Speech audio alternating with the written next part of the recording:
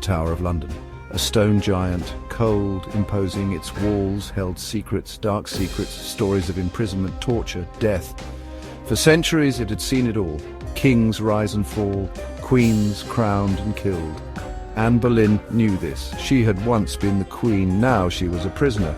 The year was 1536. King Henry VIII, her husband, wanted her gone. He craved a new wife, Jane Seymour. Anne was in his way. Anne was no stranger to the Tower. She had known glory within its walls. Now she was trapped, accused of treason, adultery, incest, all lies. The air hung heavy, the scent of damp stone and fear. Anne's small room offered no comfort. Her thoughts raced. Memories, regrets. She thought of her daughter Elizabeth, a princess but without a mother. Anne's heart ached. The hours ticked by. Dawn approached.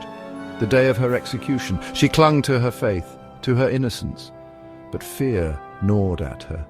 The executioner's blade, the jeering crowd.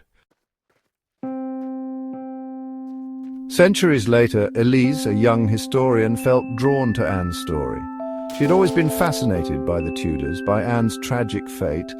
Elise was researching at the Tower. She pored over old documents, letters, diaries. She yearned to understand Anne, her courage, her despair. One name kept appearing in her research, the Queen's house. It was where Anne had spent her final days. Elise knew she had to see it. The Queen's house stood silent, a place frozen in time. Elise felt a shiver as she stepped inside. The air grew cold. She walked the same halls as Anne, saw the same stone walls. She could almost hear the echo of Anne's footsteps, feel her presence. As Elise stood in Anne's former bedroom, a wave of sadness washed over her. She imagined Anne's fear, her last night alive.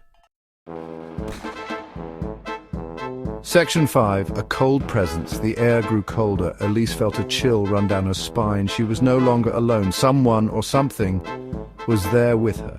She turned slowly. Her heart pounded in her chest. There in the corner of the room she saw it, a faint outline, a woman's form. The figure shimmered, almost transparent, but Elise could see her clearly. The woman wore a long, flowing gown. Her head was held high. Elise gasped. The figure turned. Their eyes met. Elise was staring into the face of Anne Boleyn. Her eyes were filled with sadness and anger. Suddenly the figure screamed, a piercing, blood-curdling scream. Elise cowered in fear. She could feel the rage emanating from the ghost. The scream seemed to last forever. Then, as quickly as it began, it stopped. The figure of Anne Boleyn vanished, leaving Elise trembling in the silence. Elise wasn't sure what to make of it. Had she really seen Anne's ghost, or was it her imagination? The line between reality and fantasy blurred. She raced out of the Queen's house. Her heart wouldn't stop pounding. She needed to tell someone, anyone. But who would believe her? She found a security guard. He listened patiently as Elise stammered out her story. When she finished, he simply nodded. He wasn't surprised. He told Elise that many visitors reported strange experiences in the Queen's house, cold spots, unexplained noises, and yes, even sightings of Anne Boleyn's ghost. Elise wasn't crazy. She wasn't alone. Anne's presence lingered in the Tower. Her tragic story etched into the very stone. The guard warned Elise to be careful. Some spirits, he said, were not at peace. They could be dangerous. Elise shuddered. She had seen that anger in Anne's eyes.